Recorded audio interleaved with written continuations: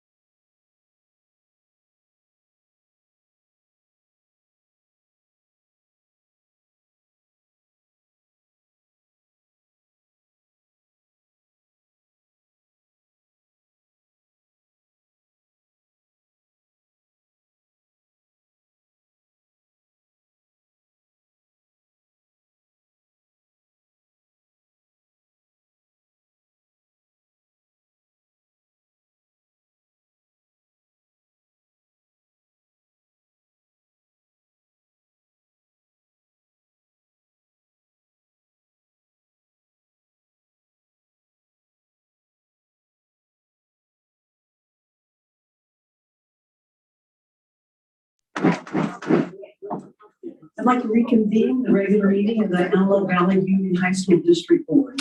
Good afternoon. I would like to announce that the October 13th, 2021 regular board meeting is being conducted pursuant to California Government Code Section 54953 concerning teleconferencing of meetings.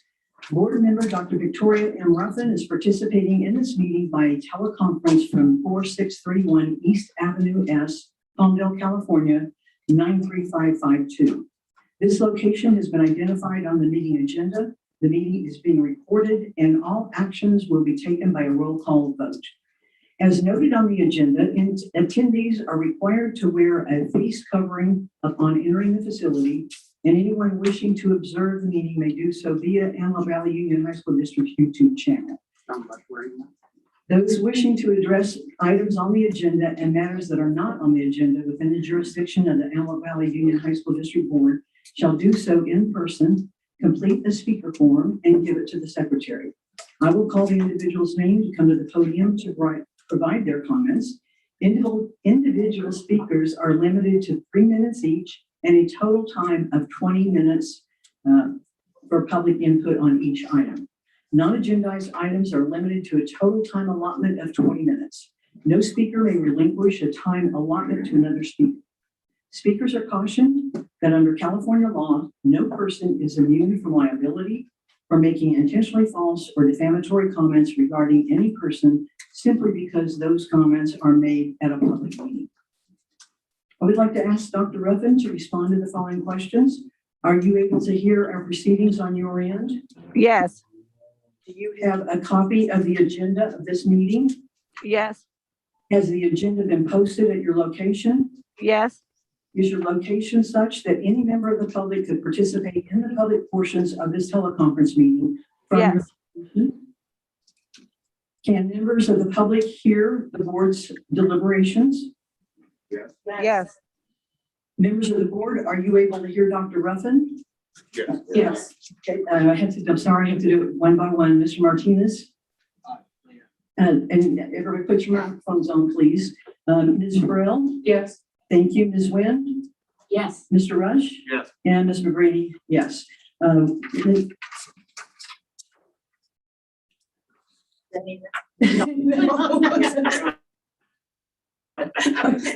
would you lead us in the? I'm sorry, I figured out my name. I'm so sorry. Okay. Perel. Ms. Perel, would you lead us in the flag salute? Right hand over your heart. Ready? Begin.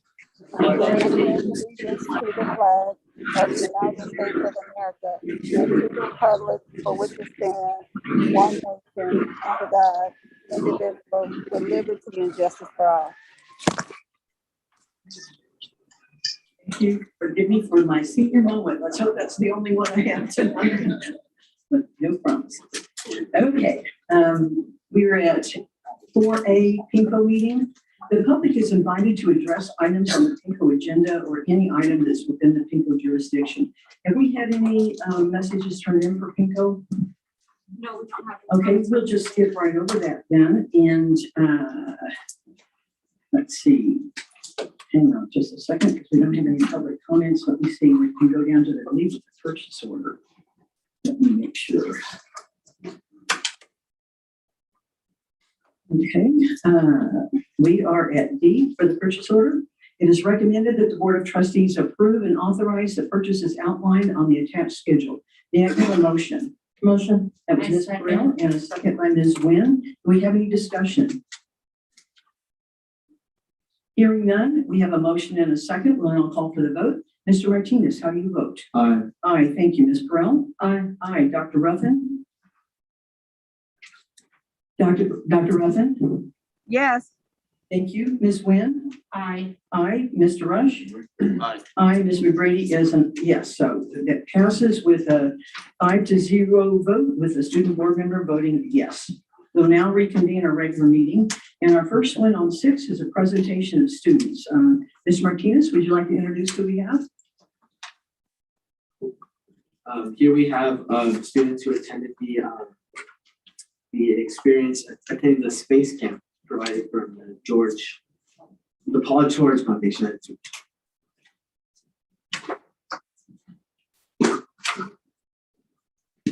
Good evening, Board and Cabinet. My name is Daisy Garcia. I'm a junior at Condo High School, and we are here to talk about our experiences at Space Camp. So, starting off with our application process, we had to create an essay based on our interest in engineering, alongside with our transcript and recommendation letters of our teachers. Our flight. On our way to Space Camp, we had a layover in Nashville, Tennessee from LAX. Then we took a bus to Huntsville, Alabama. On our way, we passed through Austin, Texas, before making our way back to Los Angeles. The gifts that we received from the Paul George Foundation and Paul George himself, we each received a pair of PG5s, a blue flight suit, a Nike duffel bag, a Nike water bottle, a Clippers mask, and also a Paul George number 13 Clippers jersey. We also got a customized Space Camp Paul George t-shirt later on, and $30 of spending money. For our teams, we had Seuss and Acidalia. For Seuss, we had Ezekiel, Baruch, Amelia, McKenna, Eileen, myself, Daisy, Elisa, and for Acidalia, we had Aurelie, Crocodile, McKinley, Tespa, Jonathan, Brian, Faith, Juliana, Andrea, and Suzanne. On our way there, we had multiple hands-on activities, and that included mission simulations. On the mission simulations, we had plenty of jobs assigned to us, ranging from astronauts, technicians, and communicators, and that allowed us to experience what actual astronauts had done. And these on-site positions included mission specialists, flight engineers, environmental specialists, research engineers, scientists, and many more. I was given 3 positions, which included, as you can see in the picture, the mission specialist that had the hands-on job. So I was in charge of working on the rockets. So in mission control, which was one of the jobs I have, I'm up there. My name is McKenna Grace, by the way. I'm a senior at Highland. It was another hands-on experience during the space missions because we got to communicate with the pilot and the captain of the flight. So in the picture down here, I'm actually in Capcom, and that's where I communicated directly with the pilot and talked about what buttons they needed to push in order to have a successful mission. So this is where mission control is where communication from and to the space shuttles would arrive. So those on site would receive specific instructions and information from their directed communicators, pointing out a problem found on site. So we encountered medical anomalies during these missions, flight anomalies. And these flight anomalies were, they had certain steps that mission control had to flip through certain books in order to solve them, and we had to communicate how to solve them to the pilot and the captains.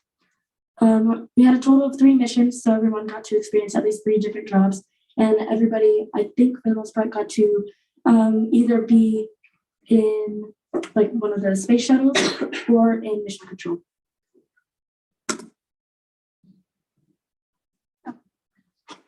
So another hands-on activities we had was during the rocket launches. And during we were actually split into teams, as Daisy explained, and Team Unosos and Acidalia both got to build different rockets. And in those teams, groups were chosen, and we got our rockets launched with actual fireworks. So the fireworks, well, you will see in the video.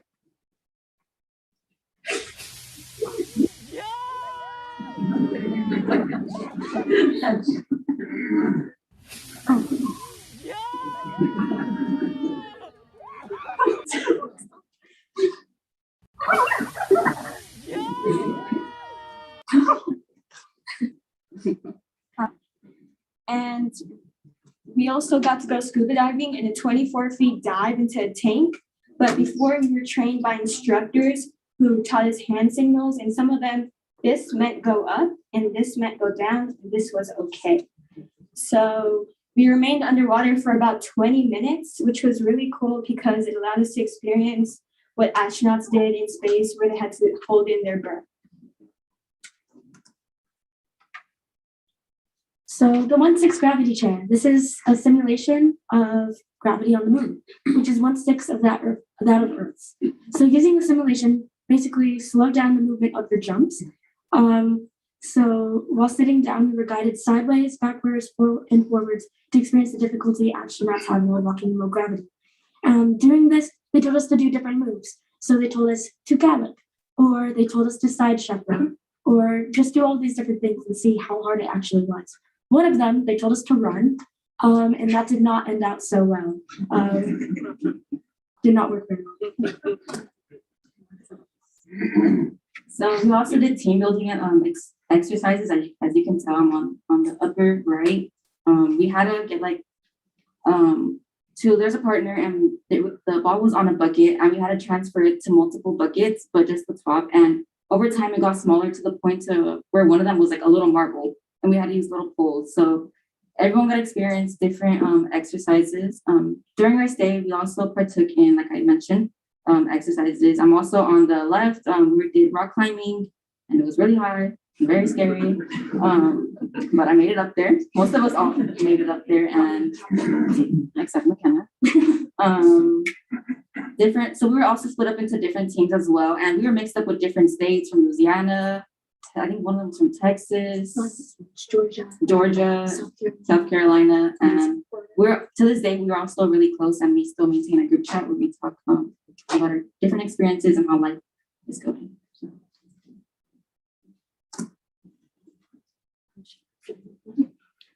So we did jet aircraft simulations. This is where we actually got to go to it's kind of like what was it called? It was like an aerospace camp. So it was kind of like a side camp right next to space camp. And this is where we got to do jet simulations, where we got to pretend that we were actually flying an aircraft. And at the end, they actually they gave us like little, they gave us ammo so we could shoot our friends down if we wanted to. It was really difficult. Getting up into the air was easy, but actually landing your craft was the real trick. So we got to actually experience that. And it was really funny because when we all got on the plane later, we were all like, oh my gosh, those are the flaps, on our airplanes. So we could see the flaps going on our airplanes, and we actually knew what that was because we actually had, the experience to help us understand this. So for this activity, we used a computer simulation to give us the feeling of flying a real military aircraft. And we were told the processes that real life pilots would use. And we were given free rein to fly our aircraft around in a combined simulation. We could practice taking off, flying, landing, and even shooting other planes. And another simulation we had was the multi-axis trainer. And in the simulation, we were rapidly spun around to simulate what the turbulence astronauts would experience in rockets in space. And we were told this wouldn't make us dizzy, sick, or throw up because our stomach would be the center of gravity, which is really cool because we wouldn't get sick. And this is a video of Team Unostos' experience. This is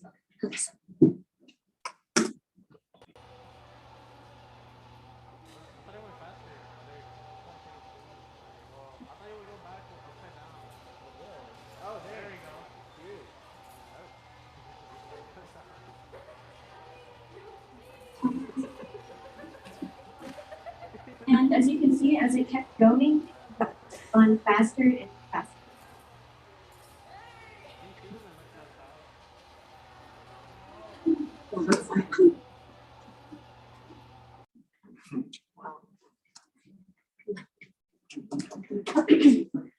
So we got to do a heat shield. So a lot of the activities we did strangely surrounded around eggs.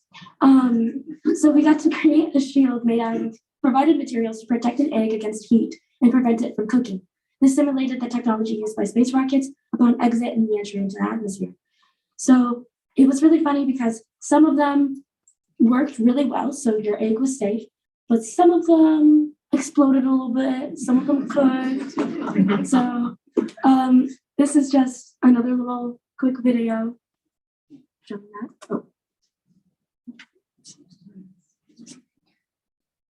Oh.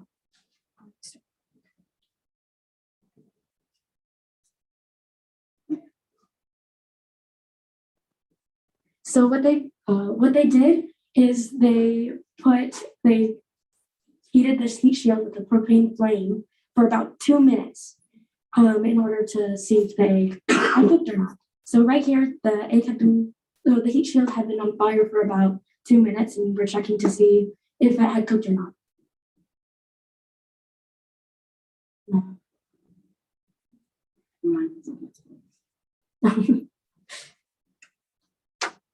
So what she's doing right now is she's opening it up to make sure that nothing had cooked. And it's all good.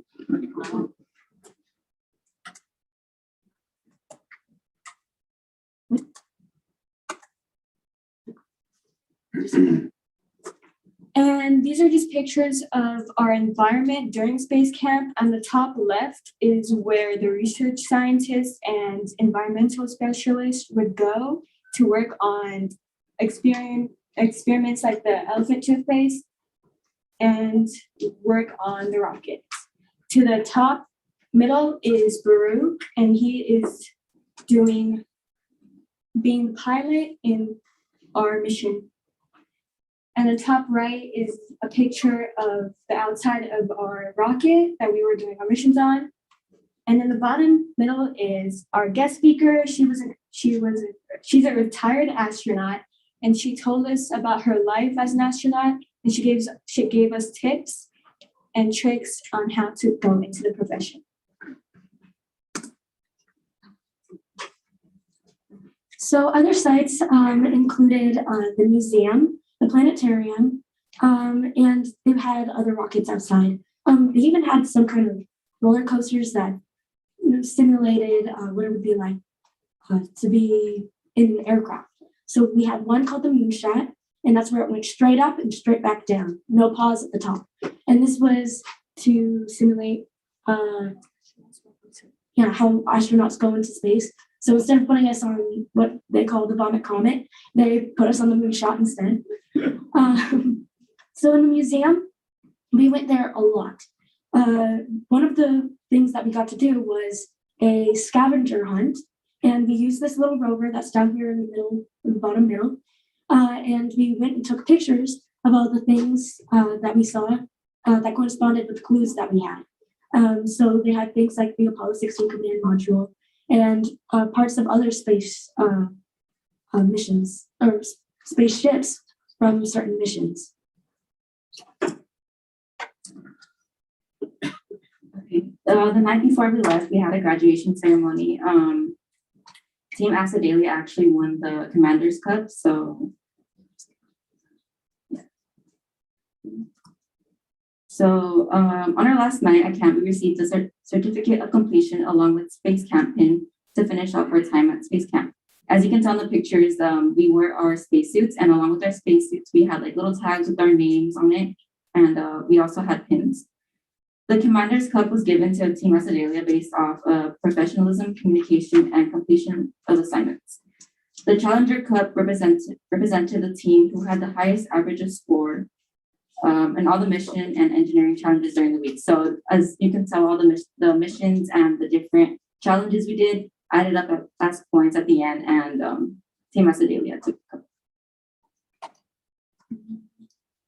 To close off, we want to say thank you to Paul George Foundation and the Antelope Valley Union High School District for allowing us to experience this opportunity, as we learned a lot of leadership skills, and it even opened up my opportunities of going into this field, especially as someone who wants to go into the medical field. I learned that this is something that they need medical professions in, and I'll definitely look into a career in this field. Thank you.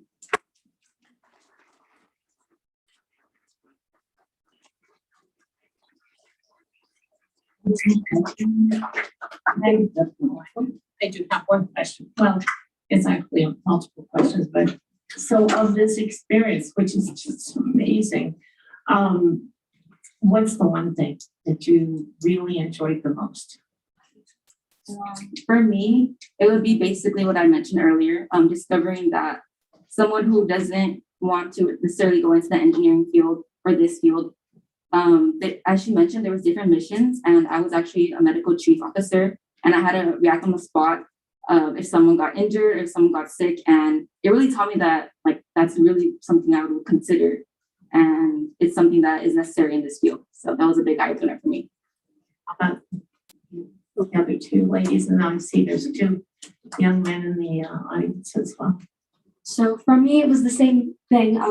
It was a Mars mission is what we got to do. So they wanted us to understand all the things that go on in the spaceship, including medical anomalies. So I was actually flight engineer 1. So that means that when she wasn't in the spaceship or when she was sick herself, I had to take care of the problems. And as someone who is going into the medical field in the next coming year, or trying to at least, that was an amazing opportunity. I'm so excited to see like what I want to do in the future being accommodated in this program as well.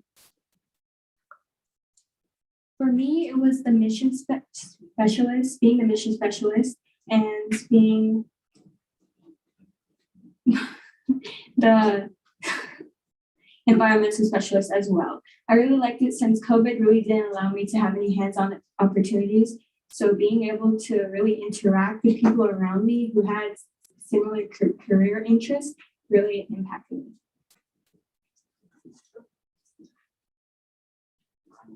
Hello, I'm Baruch Gracia. I was also one of the people that attended space camp. For me, I really enjoyed the rocket building part because we got to be creative and because we work well with others. So it like helps you develop communication skills. And we had a bunch of team activities like that. And that's what I liked the most about my time at space camp, because it helped me like get to work with other people in a field that I'm interested in. I actually do want to go into a STEM field. So yeah, I like the teamwork part of it a lot. Hello, I am Jonathan Perez, and one of my favorite parts of space camp was being able to go on the real Canadarm, or a real version of the Canadarm, and actually be able to fix different type of satellites. The reason why I found that to be my favorite part was because I want to go into a aerospace engineering type field, and I thought that was very interesting. How exciting. I'm so happy for all of you. Thank you. Thank you for representing us in such a positive way. And I think we need to give the Paul George Foundation another round of applause.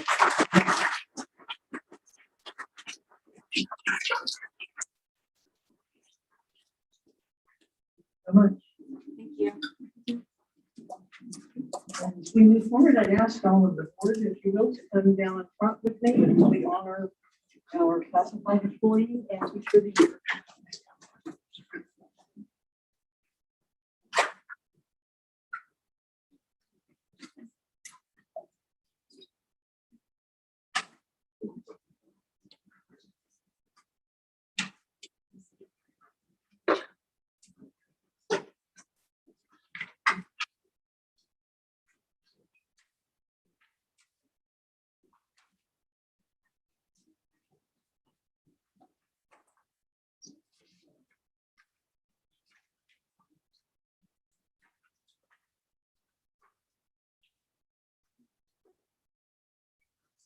Thank you. And Ms. Wynn, would you do your presentation, please? Thank you. Classified, I get to do classified employee of the year. And bear with me, I had a procedure on my eyes. So I think I can see. Whereas quality education represents society's greatest and most lasting gift to new generations, and whereas the future of our state desperately depends largely on maybe, but I want to because I think so highly about classified. The work of dedicated professional classified employees, where the teachers, classified employees here today help today's students become tomorrow's leaders, whereas classified employees provide students with valuable guidance, support, and encouragement, and whereas it is appropriate that the public recognize and appreciates the many contributions classified employees made to this community. And whereas Ellie Gonzalez is an exceptionally skillful and dedicated classified employee. And whereas Helen Gonzalez has the respect and admiration of staff, public, and coworkers. Whereas Helen Gonzalez possesses a superior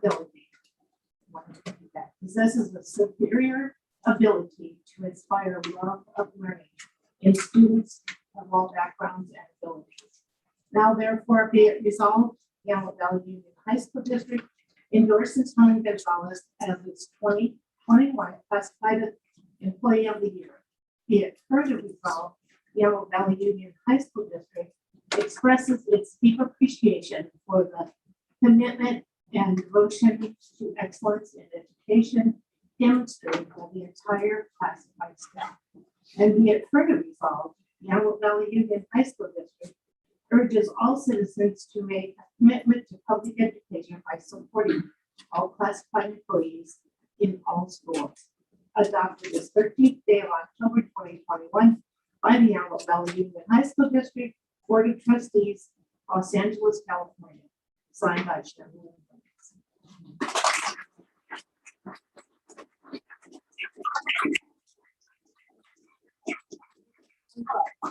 Come join us, please. Sorry.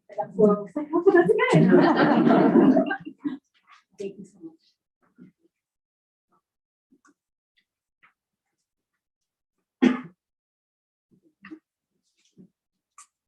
Thank you. We want to stay right over here, please, because we're going to get a picture with everybody. Yes, sure. And Mr. Rush. This is gonna sound strangely familiar. All right. I have the right glasses on and everything. Whereas quality education represents society's greatest and most lasting gift to new generations, and the future of our state depends largely on the work of dedicated and professional teachers. Teachers have the important task of helping today's students become tomorrow's leaders. And along with academic instruction, teachers provide students with valuable guidance, support, and encouragement. And it is appropriate that the public recognize and appreciates. That's the words that I think are most important. It's important that the public recognize and appreciates the many contributions teachers made to the community. Whereas Leonard Moreno will be remembered as a skillful, dedicated teacher, and whereas Leonard Moreno has the respect and admiration of the students, parents, and coworkers. Whereas Leonard Moreno possesses a superior ability to inspire love of learning in the students of all backgrounds and abilities. Now, therefore, be it resolved, the Antelope Valley Union High School District endorses Leonard Moreno as its 2021 Teacher of the Year. It's further resolved, the Antelope Valley Union High School District expresses its deep appreciation of the commitment and the devotion to excellence in education demonstrated by the entire teaching staff. And it is further resolved, the Antelope Valley Union High School District urges all citizens to make commitment to public education by supporting all teachers in the schools.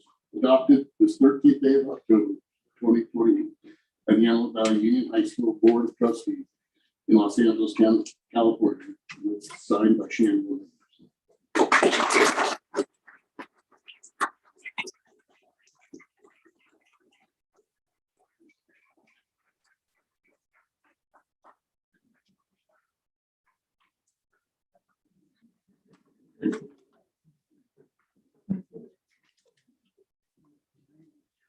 I'm gonna have you sit right in your head and I'll have you sit right next to him and get a picture. How's that?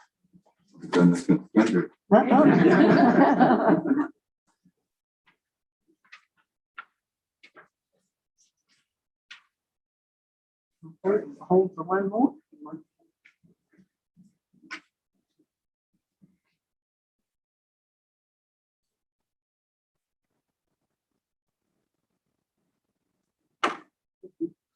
So we are now going to take a 15-minute recess for a short but sweet reception. And I think Mr. Cook and his staff have some cake and some lovely things done and all. So please take a few moments to congratulate them and get a little bit of a sweetness, and then we'll go on to the meeting and 15 minutes. Thank you.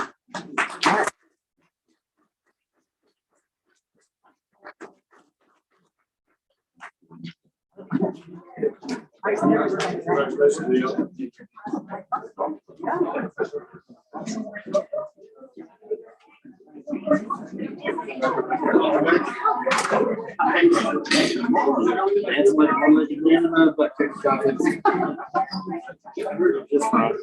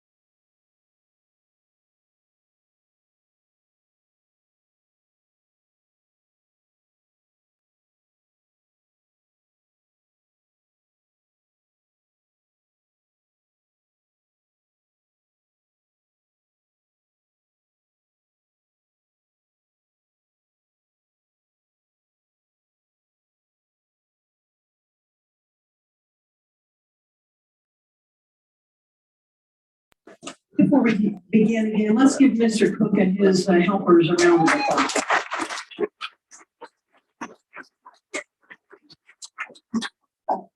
Thank you. That was very pleasant. So we are on E on the agenda, the quarterly Williams complaints report summary from July 2021 to September 2021. Miss McGrady, did we vote on the other ones? Did we vote? There was a yes vote for B and C. Adopting the resolution.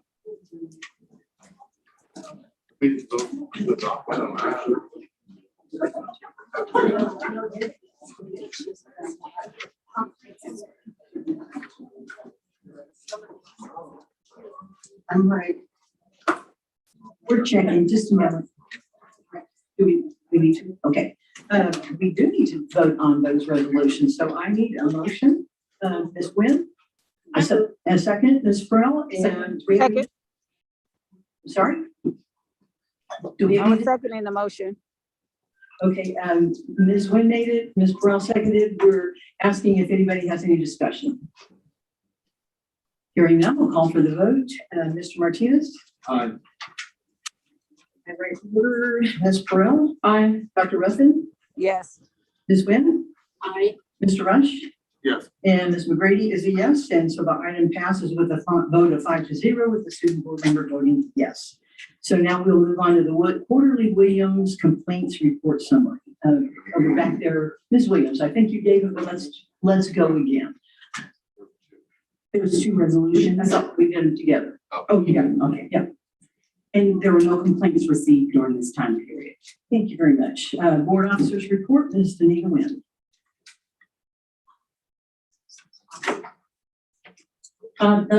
The last meeting is going to be a really short report. We had an update at the time, that was back in September, on COVID protocols and mandates, and they're all actually not relevant now, just 1 month later. So I will do a full report and submit it to Rachel. And for the Antelope Valley School Board Association, we have our annual Ed Summit, the end of September. And I just want to give a shout out to our Antelope Valley High School ROTC Color Guard, our Lancaster ROTC Color Guard, our Lancaster Robotics Team, the Lancaster Multimedia Engineering Academy, Knight High School String Quartet, Lancaster staff, and Food Services Department. Everybody just came together so perfectly. It was a nice presentation, and I have to tell you, the sprinklers were on when we got there, but at night when we were all leaving, it just left little diamonds in the yard, you know, in front of Lancaster High School. We just made it show off even better. We had a visitor from she's a school board member and the LAXTA president, and she came up to see what we were all about at Lancaster High School. And I have to say, it was just, she was amazed, she was impressed. You know, some schools in Southern California are on smaller campuses. So she was blown away by the fact that it was such a large campus, that we had room for baseball, football, soccer fields. And she was impressed by the academic performances by the students. And it was interesting to get someone else's opinion of how good and how well we presented ourselves. So thank you. That's the end of the presentation. Thank you, Ms. Wynn. We are on G, the Antelope Valley Schools Transportation Report Update. Ms. Robbins. Just real quick, the ABSTA is continuing to look for drivers and get them trained, because they do have a severe shortage of drivers, as do many bus agencies. So they're working at doing that. And currently they have a lot of drivers that are working double shifts to accommodate all 3 school districts. Thank you. Thank you very much. From ABTA, Mr. Dan Shy. Is Mr. Shy here this evening? Or anyone else from ABTA? Okay. From CSEA, Ms. Karen White.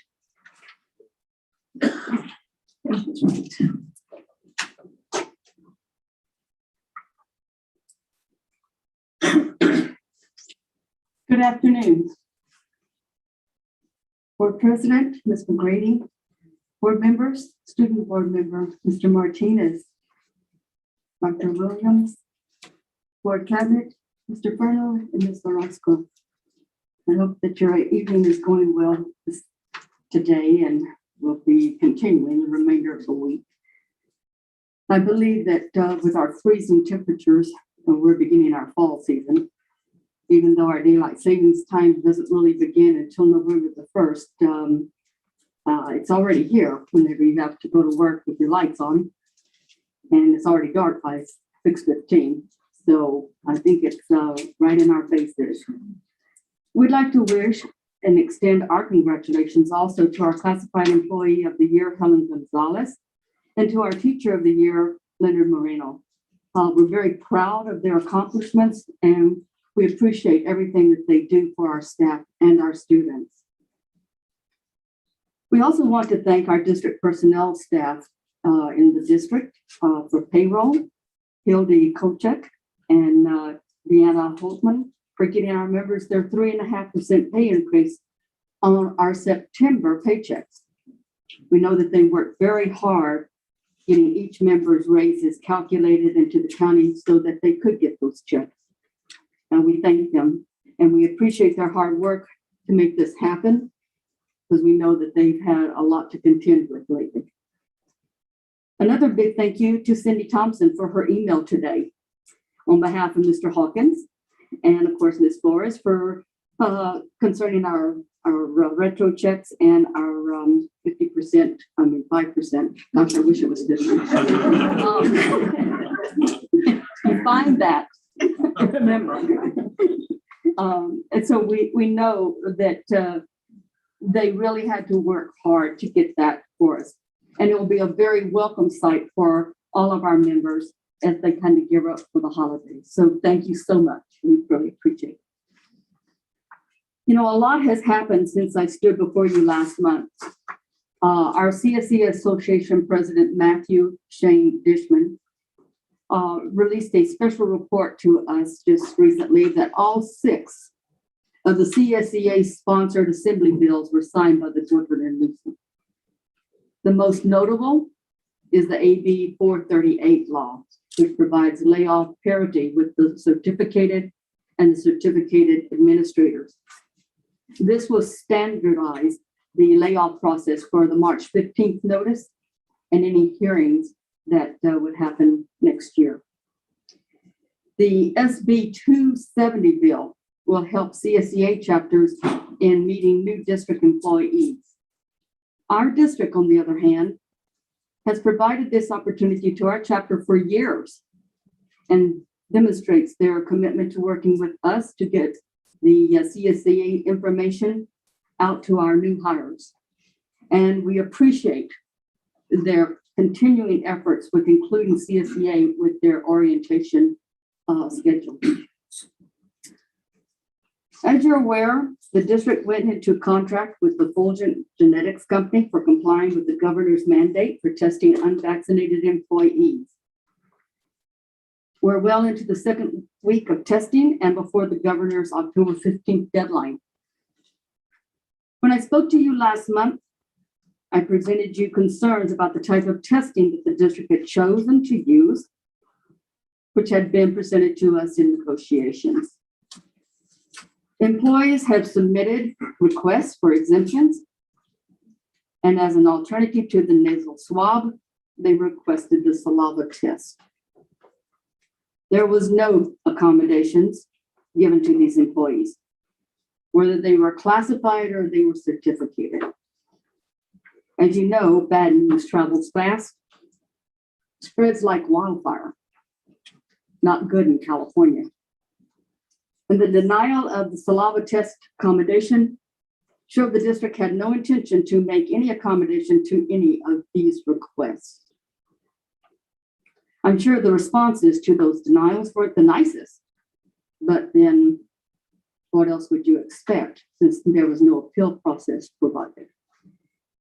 It appeared that the district deliberately chose not to make any accommodations for the saliva test, even after websites and other articles from the JAMA internal medicine network had been sent to them, which provided information that the saliva test has moved into a level that is now considered equal to the PCR nasal swab.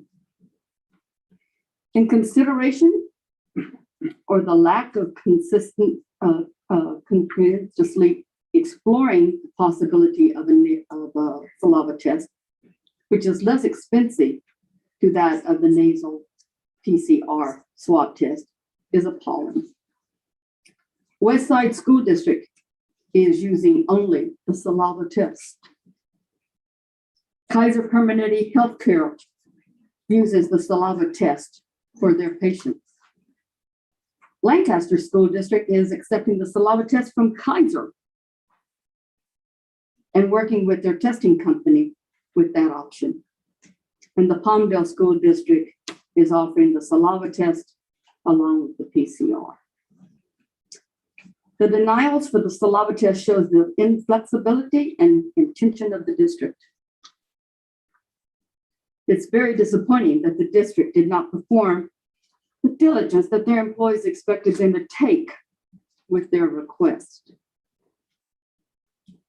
One of the options that was given as accommodation left employees without much choice, as going on an unpaid leave threatened their livelihood, ability to provide for the welfare of their families, and would leave them without health benefits.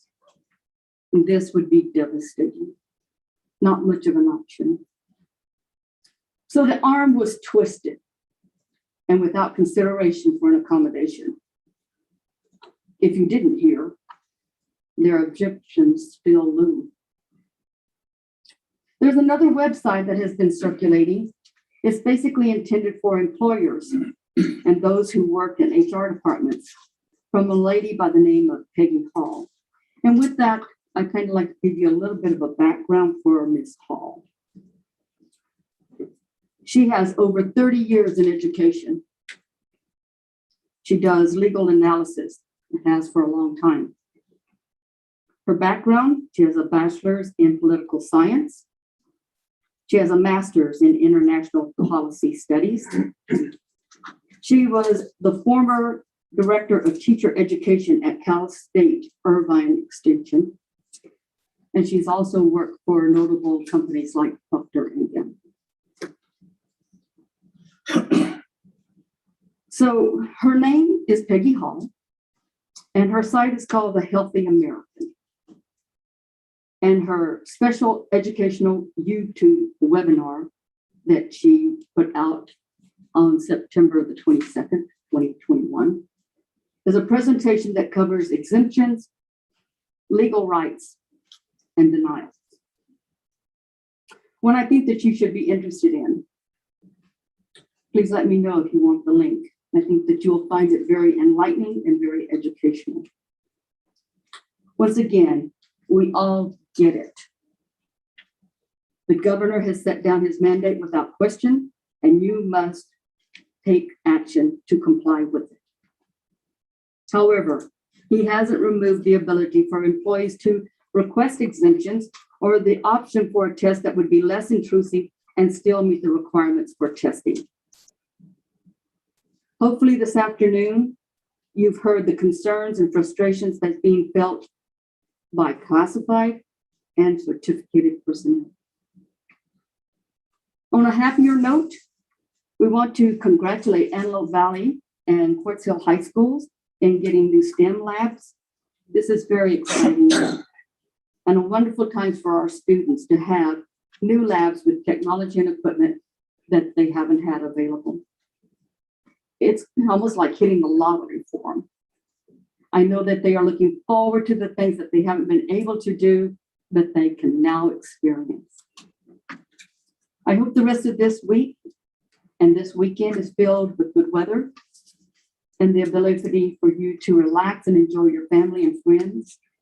So please stay safe, stay well as we approach the upcoming holidays. And I thank you for your attention.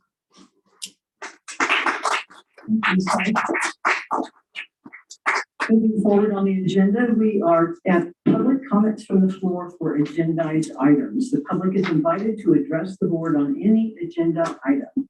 Ms. Roscoe, do we have any comments from agendized items? I do not have any comments for agendized items at this time. Let's move on to comments from the floor for non-agendized items. The public is invited to address the board on any matter not on the agenda that is within the jurisdiction of the board.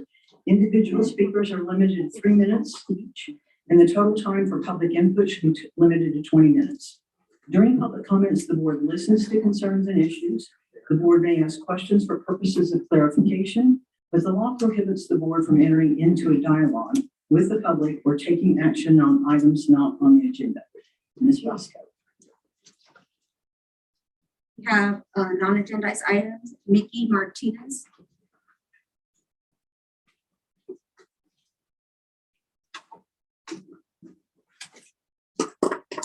Ladies and gentlemen of the board, my name is Mickey Martinez and I'm a parent of 3 students in your district. I come before you today expressing concerns regarding the tyrannical, unlawful mandates AV High School District has chosen to follow. I'm aware the mandates come from the state, but are you aware of just how unlawful they are? By enforcing these mandates as a school board, you are being complicit in the violation of rights of staff and students, including specifically Amendment 5, no person shall be deprived of life, liberty, or property without due process of law. Mandates are not law. As well as Article 6, Paragraph 2, stating the Constitution as being the supreme law of the land.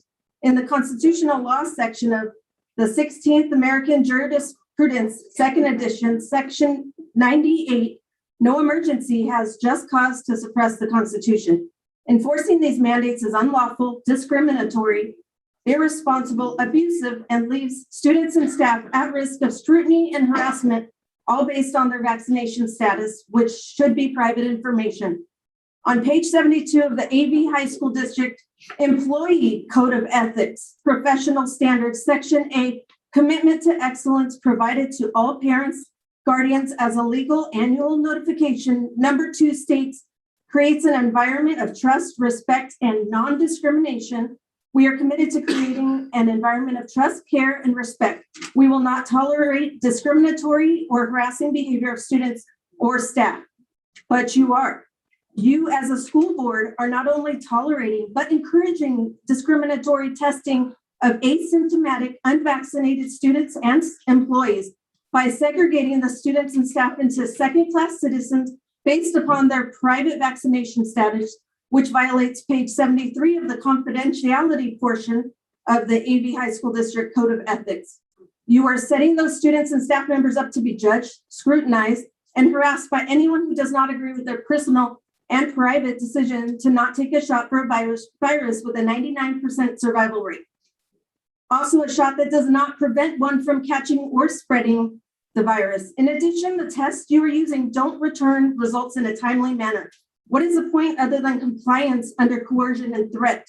Knowing people can still catch and get the virus even after being fully vaccinated should be enough knowledge for you as a board member to push back against these unlawful mandates. Additionally, you are harming the mental health of your employees and students. 30 seconds. Being a teacher is hard enough already, but okay, I'll skip to teachers that are using punishments for masks slipping under their nose by having them do wall sits. How is that helping their mental health? And that happened. And then segregating football players by vaccinated or unvaccinated. That's turning your district against each other. And that's not okay. Thank you. Before we move forward, thank you.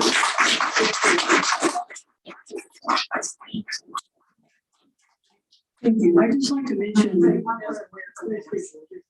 I would ask you to please try to be calm. I did. You have a blessed day. They're still gonna wear masks at school though. Sorry. But you don't go interrupt other people. Please stop. Both of you, stop. I'm asking everybody to stop, but I'm asking those of you in the audience, whether you agree with the speaker or not, to be polite. Thank you. And please don't yell things. If you're talking, I'm assuming those of you who are going to speak don't want people talking while you're talking. Doesn't matter, Ms. McGrady. Let's talk about what you said a year ago about not making bureaucracies out of schools and using tax dollars for what it is. This is your words. These people don't even You know have what your we're own here. time, honey. Use your time to tell them that. Thank you. Okay, I'll ask everyone to get quiet. That's fine, but if you knew what we were here for, you would actually agree with. Okay, we'll take a 5-minute recess, and man, I would like you to leave. Gotta go nowhere. Nowhere, they're talking to me. We're taking a 5-minute If recess. you bring me out of here, it's gonna be a problem. Cause I know people higher than you, so I leave me alone. It's not about who you know, honey. It It's about definitely being is. respectful. Leave me alone. Leave me alone. Okay, we're taking a recess. What you trying to do? Have her renewed. Recess, what you trying to do? Yeah, let me go out. Let me go out. What you trying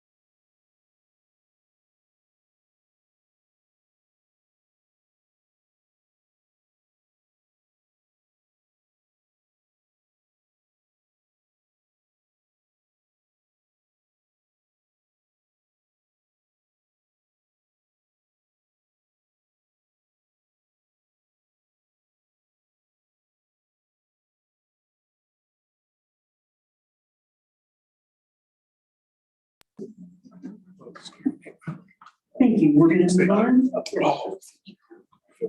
Ms. Roscoe, who's next? Miss Vivian?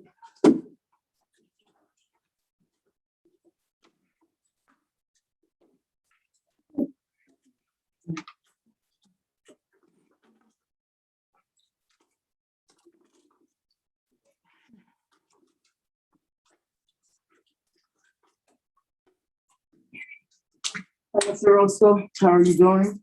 Some of you other board members, you know I'm okay with speaking, but I know my time should go as much as long as 3 minutes was on that first person, because that went way beyond 3 minutes. So I'm gonna keep it 100 again. Can't believe what just happened in here, but I know that you're the president, right? And I actually came here to give you a compliment at first between you and Dr. Russell from the last meeting. How funny I find it sometimes when I told you guys how the protocol a year ago when I came up here about DJ Hines, the teacher calling our kids niggas on the Highland School Board. I'm gonna continue that because you know those are kids of this district. When I came to you and spoke to there and all that, I thought I would get help when Shannon Williams helped me. But so much alike are you alike that it's a pleasant thing when you and Dr. Ruffin have a pleasantry and you laugh like you did last month. I always tell you how I'm very strict on this professionalism of how I came to the board to learn how this stuff works. Been talked about like I don't know what I can give a dang about that. It's a pleasant thing when you and her can fall on the same page as human beings. What most of us should be doing today, since this here outrage stuff that just went on, because that young man that just left, he had his little Confederate flag on, and this all came up, and nobody in this district, nobody said nothing about it. It's offensive or nothing. And we're sitting up in here sharing these kids in here with the space program of Jordan. Let me forget my mind. Let me forget myself. All I'm saying is it's unbelievable, but what I'm here for to say is people don't be afraid to stand up to the district. You want to know why? Just like right now, we got the young lady, Hogger for Facebook, who's a whistleblower, great, beautiful white woman who's standing up and being harassed probably like crazy, like I'm getting harassed about things with teachers. How about the coach from Raiders calling the kids, calling different people, all kind of races, the blacks and the homosexuals, talking all that email stuff. So if you don't think the teachers here that call these kids out of their names and treat even the board members, some of these board people that come up here, and I'll say it like you know it, Dan Shy, how he comes up here, you never have stopped the way he comes at Dr. Ruffin and many other people in here. So this here California rule that you talk about how we should be respectful and not defamatory, it's a joke. And I told you that when I first came. My issue today is this young woman sitting behind me, who I don't know from Adam and Eve, was going to be thrown out because of what someone else was doing. But that young man had a video with a Confederate flag on his lip, and nobody said a damn thing about him. And so it's just amazing how the standards are. But you know what you guys should really do, what you should really do before I get cut off? Go and see about the young program in 1968, the white woman that stood up. I want to say her name, but I got lost on everything. I want to say Joan. What's her name? Joan. You know, it was called the Brown and Black eyes, the brown eyes experiments, 1968. I noticed my time went a little faster, but it's all right, Mr. Burnell, because I'm telling you, I looked at the trustee guy and I could tell you, he too looked a funny way about how long this was going for the next person. But I'm gonna wrap it up just saying, be fair. People go to the district just because the complaints are not actually goes all the way through. There are complaints that come to the district, many more than we'll ever know. Just because they don't get heard or investigated right, it doesn't matter. So thank you. Thank you very much. Ms. Roscoe, who do we have next?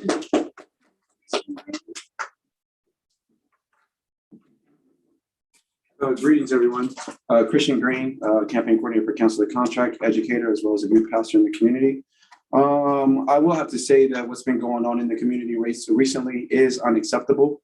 The specific non-speaking out beyond by our board members is kind of unacceptable. We reached out to you as well as superintendent. Congratulations, but we still have not received an email back, and we would love to set up that meeting. I find that kind of unacceptable as well. What I come to talk about on today is just what's been going on in the news. I know you guys have seen it on ProPublica, Newsweek.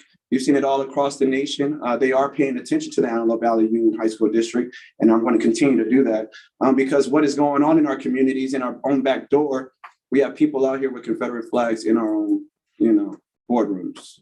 Is that something that we stand for out here? I'm a little lost with that. As a history teacher and as a African-American male, I find it very offensive for him to even be in this room. However, we have the freedom of everything, whatever. I do think that where this stems back even more, it goes back to Michaela Robinson. Remember Michaela Robinson? So I do ask you guys a question. How would you feel if you were body slammed? Not so good, right, Miss Danita? Wouldn't be the best. However, that SRO is still on the campus. I believe his name is Daniel Aquiliano. Daniel Aquiliano. So I want you guys to write that down so that we get him removed if possible. That would be amazing. That's one demand. But I also sent you all a letter. And so I would ask that you guys would respond to that. My last question, and a few questions actually, is that, do you think that everyone is born a criminal? I don't think so.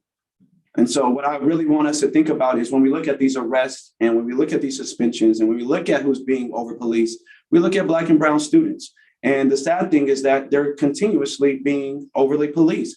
Yes, it may, oh my God, I don't understand why we keep bringing this up. It is a matter of fact, it is a reality. And it sucks because it seems as if we're not addressing it. And so what I pose to you all is that, don't we think that our students, those that are deemed as bad, deserve a chance to go to the Paul George camp? Don't we think that they deserve a dual enrollment as well and offered on their campuses? Do we not think that understanding that even if Ms. Karen White is referring to all these different things that's happening in the other districts, and we're recommending for us to reallocate funds from what's going on in LA Unified School District, should that not be considered as well? So what I pose to you all today is that we talked to the sheriff. There are no protocols for the sheriffs on campuses. He even said they're able to be treated as if they're on the streets. That's kind of sad, right? That's kind of disrespectful. So I ask that you guys would look into protocols. That would be a good idea since you don't want to reallocate funds. We have some more information for you today. I would like for you to also realize that we are having an Education on the Block series if you'd like to learn more about it. We have AV policing practices 1018. We have the meeting with Alex Vitale 1019, and then Safe Zone Teen Center as well. Not a problem, President. Thank you. Cancel the contract. Appreciate it. Who is next? Raquel?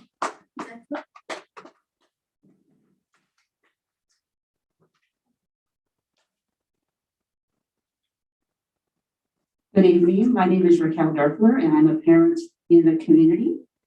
I'm here to advocate on behalf of the district's high-need students. So as board members, you should know who I'm discussing. That's our foster youth, our English learners, and our low income. So basically, every school within this district has majority high-need students. So my question is about the 2021-2022 budget that you guys submitted to the County Office of Education, and have either received it back or are waiting to receive it back for their approval. So my first question is, why is the LASD contract with the school district being paid for with supplemental and concentration grants and not base funds? We know that our supplemental and concentration funds are given to you by the state to either increase or improve services for our high-need students above and beyond what is provided to every student. So as far as I know, the sheriff, the resource officer, is not just there for the high-need students. They're there to serve all students. So why is their contract not being paid for with the base funds? My second question is, how does the school district-wide investment of supplemental and concentration funds in its contract with the Sheriff's Department consider the particular needs of foster youth, low income, and English learners? We know there's a proportion of those funds that gives you a percentage. So let's just say it's 30%. Let's say 30% of your funds are concentration and supplemental funds. The budget is supposed to show that you are increasing or improving services for our high-need students by that 30%. And that's just a figure I threw out there. I believe it's about 21%, given what was on the website as far as what that percentage is. My last question is how is the school district getting 1.8 million of increased or improved services? Or how does it compare to the services provided to all students? So basically, you guys, there's rules that you're supposed to follow. And I want to make sure that our high needs students are receiving the services that they need. Seconds. They're not. That is it. Thank you.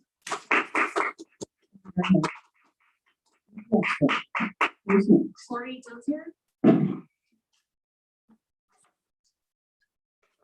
Hello, my name is Corey Dozier. I was a senior at AV, class of 21. Me and Miss Donita, we actually shook hands and took a picture at a graduation. If you remember my face, I had a mask on, so you couldn't. But I'm up here today. Yes, I do go with cancel the contract, but I do tend to look at things from a neutral aspect. I just think that high schools can use money for different resources, like what school in Antelope Valley has home ec program, or anything that goes to like cooking or how to pay bills. You know, graduating high school is a big step into life, as I'm taking now, as becoming an incoming father, and I do not know how to pay bills. At the end of the day, I think our seniors this year and years to come forward should be able to just go into life prepared, even before college, and that takes that step in high school. A question I have for you today is, why have police on campus and security guards? What is the difference? I think security guards have a lower standard, and they go in the same place as police officers, and they go through the same things, but with no guns. I think we should look at money-wise into different things. Like, there's a lot of drugs on campus. If you can ask security guards now how much they've seen drugs on campus, there's a lot of drugs on campus, either disposed in the bathrooms or anything like that, but there is. Another thing you want to look at is just teenage depression. It's a big topic. If you want to go into numbers like that, there's 20 of every American teenager tends to face a point of depression. And no one tends to look at that. If you interact with students and you really learn how they are, you would see that they're depressed. Those are things I really want you to look at. It's just depression in students, money, and how your security guards. And that's the end of my speech. Thank you. Thank you. Isabel Flax. Okay, I just want to start out by saying thank the heckler for making me look a certain way, but we all know what we're here for. I was here at the last meeting, and if I wanted to interrupt a meeting, I know how to do it. And that's not what it was. But let's talk about like what Jill McGrady said, right? This is what she said probably in 2020. This is off of AV news thing that we all had that came out. She said, we want to ensure our tax dollars are spent in the classroom, not on bureaucracy, support strict financial oversight to manage school district spending. I went over the contract that you guys have with the Sheriff's Department. It says in there that according to the contract that you all will sign, it states that the contract can be terminated provided a written letter by the Board of Supervisors and you all. Will community matter to you at this moment? Does Michaela matter? What if she would have died? What if it would have went a totally left field and she died in that interaction with the SRO officer? Would you guys have even blinked an eye? One eye. You guys would have kept that officer on campus, paid, he would have been paid leave, and that's it. Let's also talk about how Victoria Ruffin said in August 5th, 2020, that Black and Brown students are at a disparity. District hiring practices are illegitimate. Student suspension and concerns of Black and Brown students about unethical management contracts, as well as disparities in those that the district brings on as vendors. This is what she said in 2020. So this is things that are being reinstated. Black and Brown, Black and Brown. Did you guys know that Black and Brown students are 8 times more likely to be suspended or expelled? I was expelled from Eastside High School when I was in AP and honors classes. And Ms. Danita, you said in the last meeting that you're part Black. Shouldn't you be referencing us a little bit more? I'm part Black as well. But people don't see, they see the white part of you because you're not as brown as everybody. So that probably made your life a little bit easier to go through. A little bit easier. But Ms. Danita, make sure you remember things that you say, because we all know you're Black now, but you don't act like it. You're not on our side. And let's talk about how you guys shun Ms. Perrell and Ms. Ruffin because they're trying to make change. Ms. Ruffin said also in an article that when change comes, people start getting mad. They think you're shaking the table. They get mad because they don't want to see Black and brown people survive in this world. I've lived here 20 years and I've been through so much regarding police officers that it almost makes me sick to think my kids will go through the same thing as well. 30 seconds. So what I'm asking you guys today is that as part of cancel the contract, we demand that you guys write letters on behalf of the community to get these SRO officers out. Do you guys want to be like that young lady in Long Beach? Do you guys want a life on your head for not getting them out of schools when you could have? Let's wait till a 15-year-old dies and see if you guys change your perception. Ms. Roscoe, do we have any more? House Steinhardt?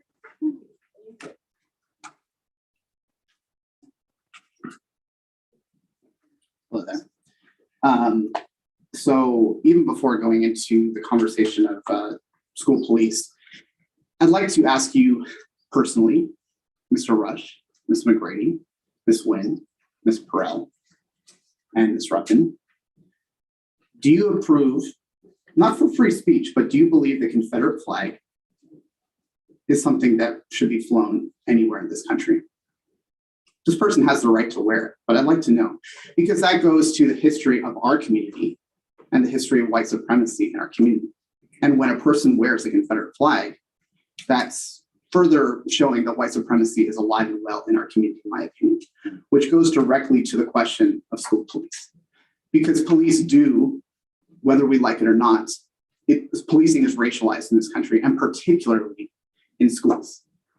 So Michaela, who was body slammed, who was then sent to juvenile hall, and juvenile hall, meanwhile, is being shut down by the state because of the abuses. So what if Michaela had experienced even worse things in juvenile hall while she was there? Her parent was not notified that she was being sent there. Is that acceptable? And I find it highly unacceptable that the district has not released any statements, just left it completely up to the sheriff's department. But this is a sheriff on our campus, soon after you voted again to have sheriffs on campus, proving the point of why we do not want sheriffs on our school campuses. A Black female body slammed and traumatized for the rest of her life, who now has to be outside of school, and her family is being targeted with harassment. Is that what we want our students to experience? So in Washington State, one of the first laws in the country was passed how school districts can deal with SROs on campus if we have to have them. So let's talk about what those look like. There is no MOU that you have with the LASD about how they have to operate on campus. You give them freedom to do whatever they want. So what happened with Michaela is what they do outside of school. School security guards don't do that as much as they do, but that is what they do outside of school. And then they come onto our campuses. So in Washington State, police are prohibited from participating in school discipline that should have been done by admin. Michaela was body slammed, and then the employee, the school discipline employee at the time, then posted on her Facebook profile 30 seconds. sharing about what was going on. First of all, that's a violation. That person should have been put on leave too, just for doing that. And we can talk about your Facebook, your social media policy. But so also going into the issue that schools must clarify when an SRO may intervene. Was that an appropriate place for them to intervene? You know, a disagreement, misbehavior, is that how we want to be treating our students when they get slightly out of hand? We body slam them and a police officer is involved. This law also says disorderly conduct, trespassing, or Thank you so much. Thank you for coming. Appreciate it. Ms. Roscoe, do we have any minutes? Are we able, Mrs. McGrady, are we able to vote to continue to hear their comments? Okay, consensus of the board? No, I'm sorry. We have one more speaker. Okay, we have one more speaker. I think she was asking if we need, okay. Let's bring the next speaker up. Melissa Hameskuna.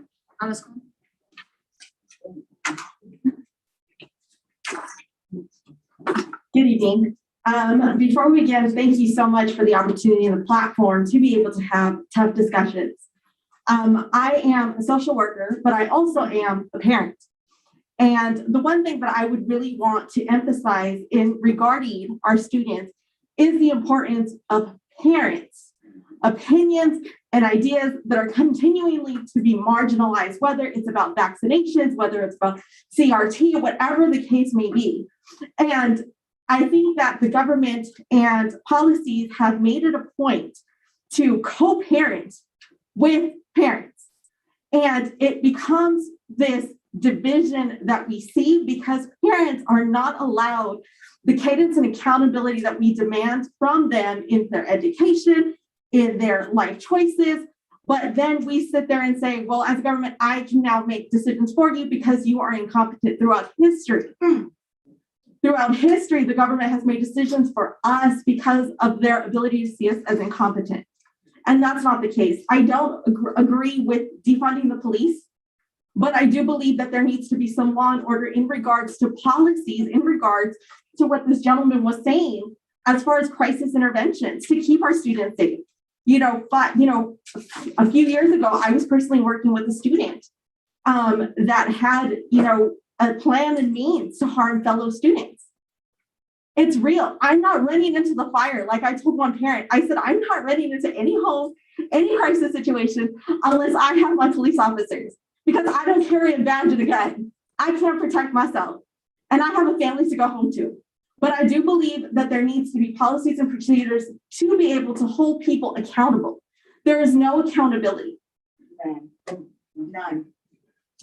Thank you. And so I thank you for allowing us again the platform to really voice these concerns and really, working to not marginalize parents' decision making, whether it's about vaccination mandates or whatever the case may be. They're valuable. And I think parents need to realize that they are in a complete component in the success of our children. And they have been left to feel that they're not. So thank you. And just summing everything up today. Thank you very much. Ms. Roscoe, was that the last one? That concludes all of our. Okay, thank you all very much for coming to give us your insight and your thoughts on the situations. We're moving forward. We're on 7, educational services. This is an action item. We review proposed revisions to board policy 0470, COVID-19 mitigation plan, and BP/administrative regulation 8R61461, high school graduation requirement. This is a first read discussion. It is recommended that the Board of Trustees review proposed revision to BP/AR as presented. And do we have any comments or questions about that? I have some discussion.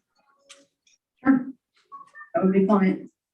I think looking through this, it was very interesting to see the ways in which our high school graduation requirements are situated. I also had a chance to take a deep dive into the executive summary that was presented by the committee who's in search for the next superintendent of our district, and looking at some of those comments that were made by these subgroups. And I see that there has been a consistent concern that curriculum presentation at our various schools is not consistent.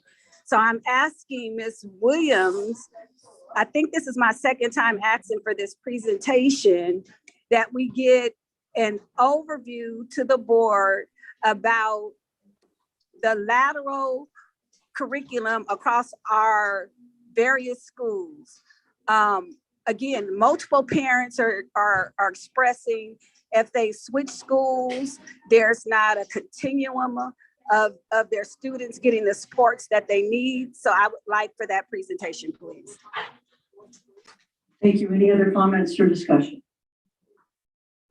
Okay, we'll move forward to B, educational services, review proposed revisions to board policy 3516.5, emergency schedules, and board policy 4131, staff development. Again, this is a first reading discussion. Do we have any comments, any discussion? Moving forward to C, educational services, approval of elementary and secondary school emergency relief fund, relief expenditure plan for the Antelope Valley Union High School District. It is recommended that the Board of Trustees approve the ESSER 3 expenditure plan for the Antelope Valley Union High School District as presented. May I have a motion? Motion.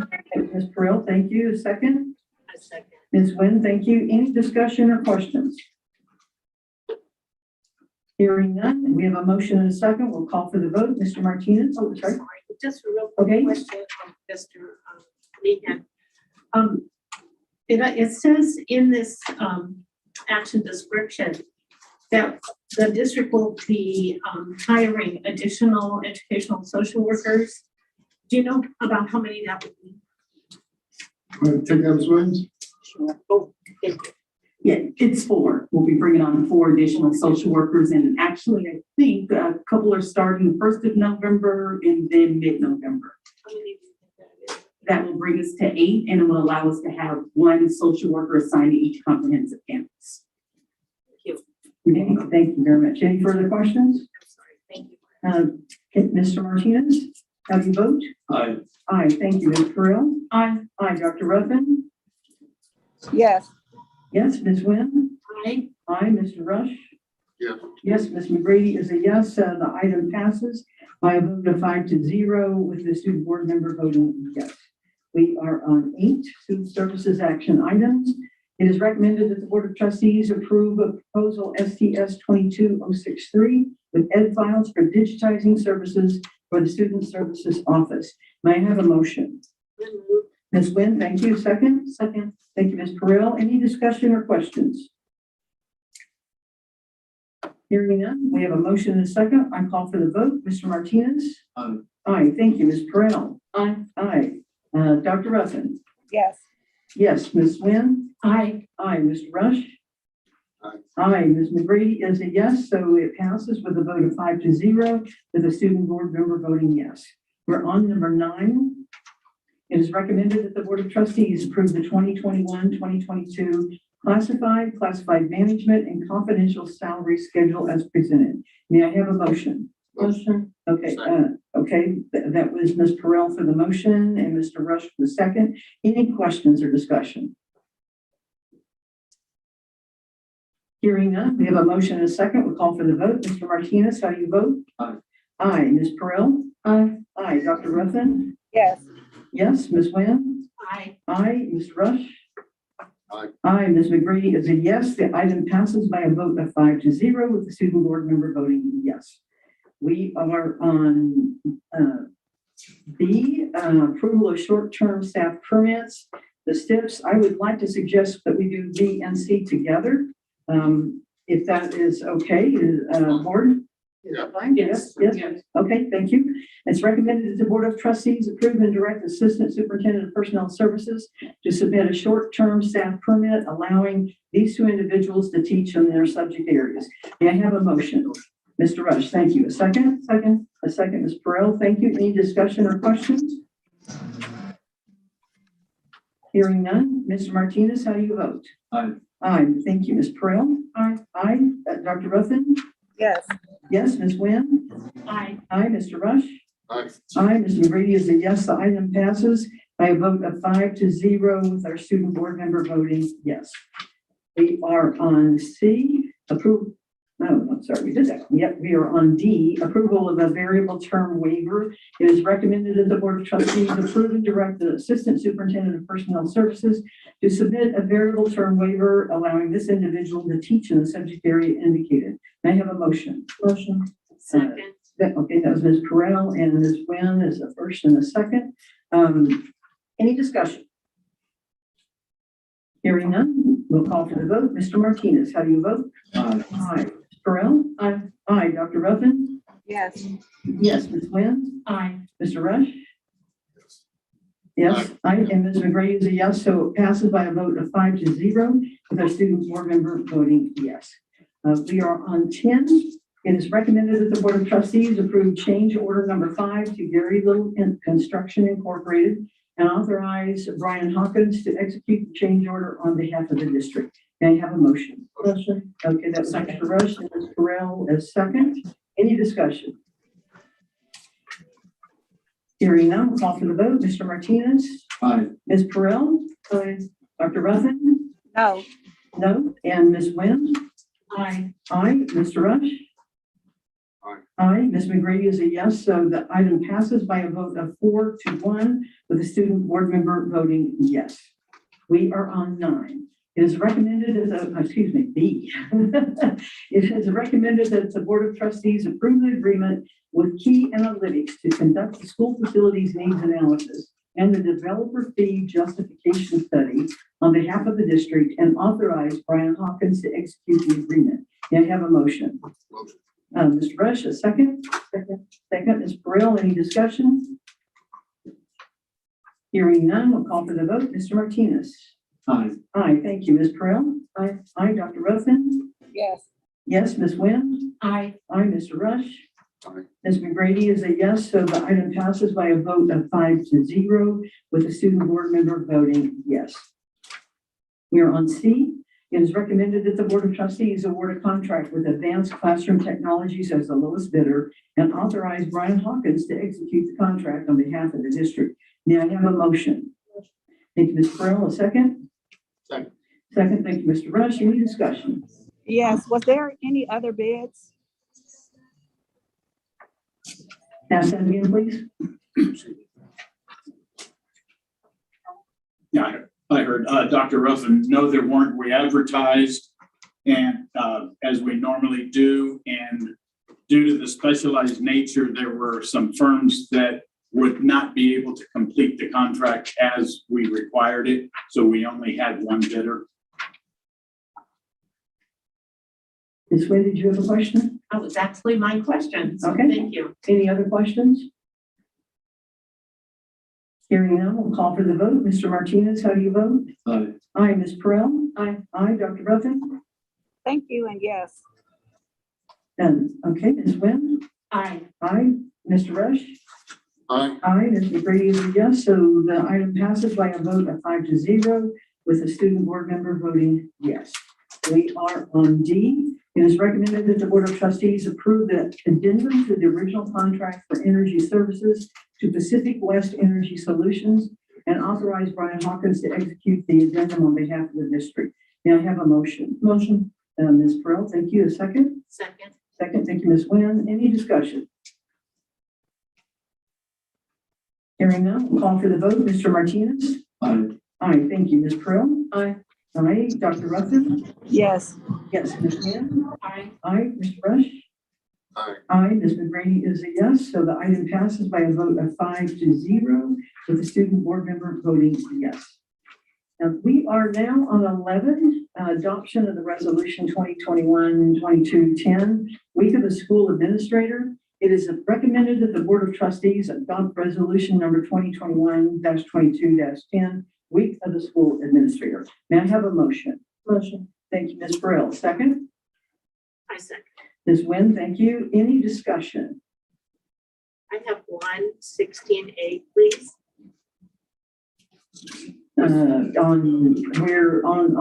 administrative services. Oh, I'm sorry. Yes, okay. Oh, okay, no problem, no problem. Ms. Perrell is going to read, I guess we should take the vote first. Ms. Perrell, should we take the vote first and then have her read that, or have her read that during the discussion and then take the vote? Doesn't matter. Doesn't matter. Okay, Ms. Perrell.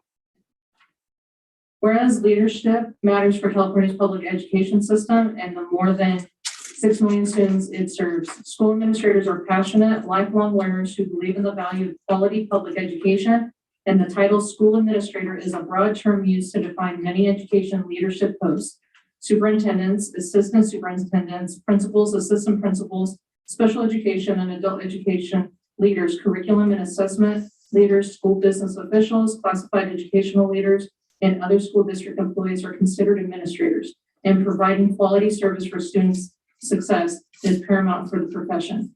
And whereas most school administrators began their careers as teachers, the average administrator has served in public education for more than a decade.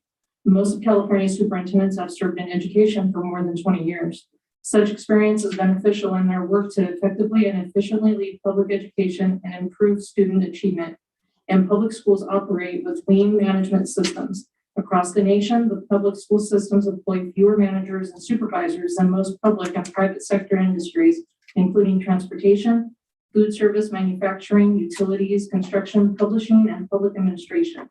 And whereas school leaders depend on a network of support from school communities, fellow administrators, teachers, parents, students, businesses, community members, board trustees, colleges and universities, community and faith-based organizations, elected officials, and district and county staff and resources to promote ongoing student achievement and school success. And the state of California has declared the second full week of October as the week of the school administrator in Education Code 44015.1. And whereas the future of California's public education system depends upon the quality of its leadership, now therefore, be it resolved by the Antelope Valley Union High School District that all school leaders be commended for the contributions they make to successful student achievement. Adopted this 13th day of October 2021 by the Antelope Valley Union High School District Board of Trustees. Thank you, Ms. Pearl. Thank you to all of our administrators. We know that you are really having to step up right now, and so many, because we're so short of teachers. We thank you. You're going above and beyond. Thank you for all you do every day. Let's go ahead and take that vote. Mr. Martinez? Aye. Aye. Ms. Pearl? Aye. Aye. Dr. Ruffin? Yes.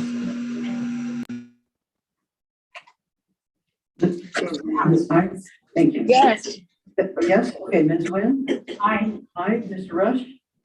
Yes. Yes, Ms. McGrady is a yes. The item passes by a vote of 5-0 with the student board member voting yes. Now we're at the consent agenda. Actions proposed for the consent agenda are items consistent with adopted policies and approved practices of the district and are deemed routine in nature. The board will be asked to approve all of the items in the consent agenda by a single vote unless any member of the board asks that an item be removed from the consent agenda to be considered and discussed separately. It is recommended that the Board of Trustees approve the items listed in the following consent agenda categories: educational services, student services, personnel services, business services, and administrative services as presented. May I have a motion? Motion. Thank you, Ms. Burrell, and Ms. Nguyen has a second. Is there anything that anyone would like to pull for discussion or a separate vote? Yes. Okay. I would like to pull item 2201904 and 2202142. Okay, and those are in the For vote. Okay, these are for vote, and where are those located? Those are located in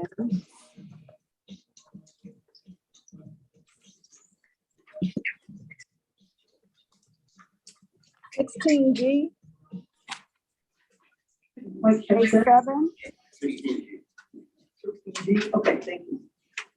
Okay, anyone else have anything you would like pulled for either discussion or for a vote? 16A, please. That is discussion. 16A for discussion, okay. I would like to remove agenda item 13F and bring it back at a later time. Mr. Nehan has advised that the Air Force has requested to amend the agreement. So we'd like to pull that off. 13F, we will take that off of the agenda and bring it back, hopefully next month, but at another time. Anyone have anything else? I think you need to take a vote on the removal. Okay, all right. So I would ask that we need a motion to remove 13F. I move. That was Ms. Nguyen and Mr. Rush was the second. Do we have any discussion?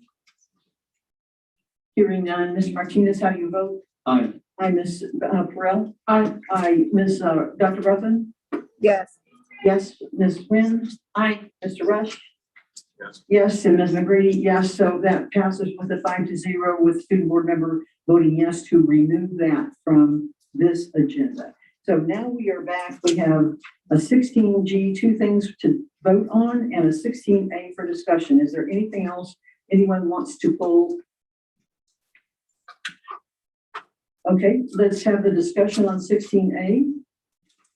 And as always, I'd like to mention those amazing people and organizations that donate for our kids and enable them the opportunities maybe that they might not have otherwise. So I just wanted to make sure we recognize the generous donations. Thank you. Okay, so we have the motion. All right, so what we need to do now is any other discussion on any of the rest of these? Okay, hearing none, we will call for the vote. Mr. Martinez, how do you vote? Aye. Ms. Perrell? Aye. Aye. Dr. Ruffin? Yes. Yes. Ms. Nguyen? Aye. Aye. Ms. Rush? Aye. Aye. Ms. McGrady is a yes, so the item passes by a vote of 5-0 with the student board member voting yes. Now we'll go to the 16G, the two items that Dr. Ruffin asked for us to vote on. We'll do those individually. The first one, which I believe it was 2219104, is that correct? 2201904. Okay. And what is that? Bacon Friedman and Full Frost, $400,000. Okay. Oh, I'm sorry, we need to get a motion to vote on it. So I apologize, I need a motion. Motion. Okay, that was Dr. Ruffin. We need a second. Second. Second, Mr. Rush, thank you. And now we can discuss it. Okay. I asked Ms. Williams today if she could send the board an itemization of the services from Fagan Friedman and Full Frost, so I don't have an in-depth discussion. Okay. So anyone else have comments or questions or discussion about it? Hearing none, we'll call for the vote. Mr. Martinez? Aye. Aye. Ms. Perrell? Aye. Dr. Ruffin? No. No. And Ms. Nguyen? Aye. Aye. Mr. Rush? Aye. Aye. And Ms. McGrady is a yes, so that passes with a 4-1 with the student board member voting yes. Our next item on 16G, would you give us the numbers one more time? Dr. Ruffin?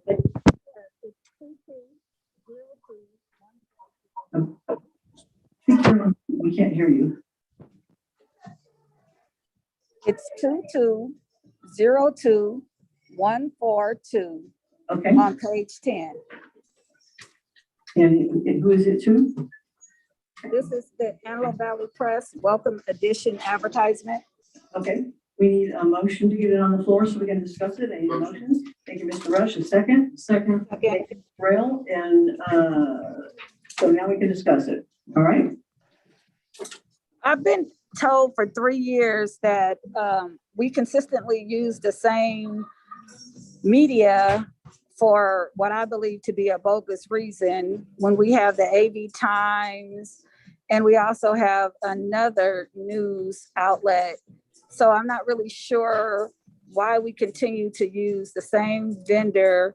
I know that the reporting by the main reporter from that newspaper is friends with people on this board and oftentimes carry their narrative, but I would like for us to have an opportunity to use another vendor in the near future.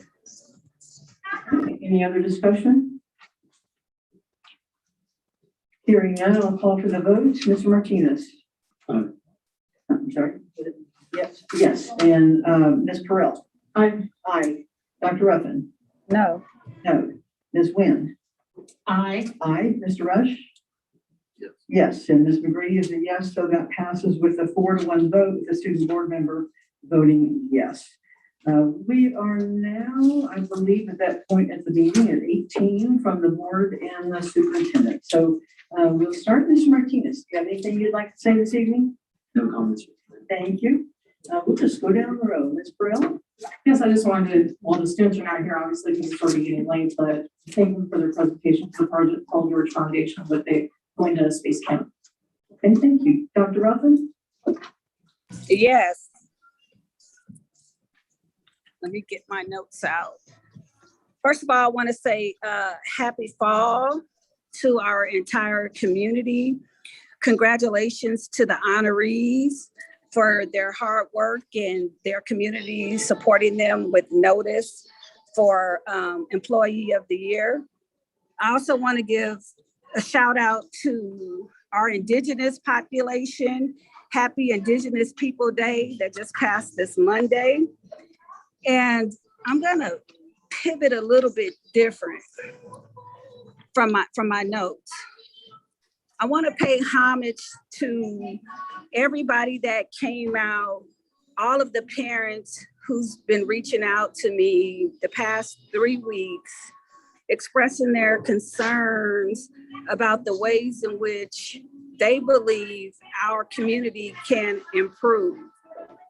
I'm not really sure why there's such a stronghold in this community by what appears to be a minority group that has power. And when we have representation from a community that voices their opinion and they're constantly ignored, you get what you're getting and you're seeing today. The Confederate flag issue in our district is not something new, and it is a part of our community. The fact that we ignore it or that some of our administrators embrace it is alarming. I was shared a text message from Facebook where one of our administrators proudly upheld the Confederate flag and stood behind it when it was at Quartz Hills.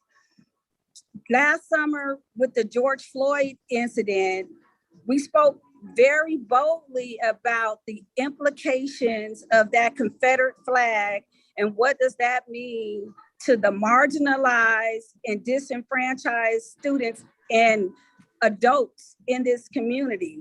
And guess what? The school shifted. They changed their mascot. So we know that we can be better in this community. But here's what I charge this community with. As a board member, as an elected official, it is our responsibility to set the policy in the direction for our superintendent. We have a search going on right now for our next superintendent. You all need to have a voice and a stake in that claim. When I read the executive summary from these small groups who gave comments, and by the way, I live here in the Antelope Valley, and I was invited to some of these sessions from LA, from LAUSD, who are too looking for a superintendent. And I never once was notified of these individual groups in the Antelope Valley. So when I hear concerns from these groups posturing issues with critical race theory or a narrative that has a racial justice lens, I am knowing that there is no representation of the people from this community who came in today, who's been speaking boldly about equity for our students. However, we voted and we hired a DEI individual. That person is not going to be able to do anything in this district because the leadership is reflective of what he or she is able to do. And I say this, when you speak up, when you talk about the outrage, and I'm outraged by what has happened to Black students. I'm outraged by what happens to our white students. I'm outraged about what happens to our Indigenous students. I am outraged by what happens to our Asian students. I am outraged by what happens to our Hispanic students. Any of our students, when they're not able to have a voice, or their parents are not able to have clarity about the ways in which decisions are made in this district. And communication is one of our challenges that we have that we need to overcome.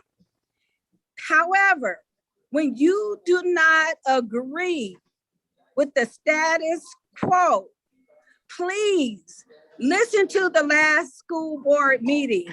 Board members from this board was shutting down me for speaking up for the voices of like the people in this community today. Whenever you question the policies that this board has made and it doesn't favor their status quo, they go out of their way to make a campaign to slander or impersonate parents who speak up, and they don't allow a difference of opinion. But this comes from the leadership on this board. I want to also bring the community's attention to the safety and security language. Look at that vernacular and look at the context of the language in the RSO contract. It gives them free rein to do exactly what they did to Michaela. That's what it says. And that's the power of policy.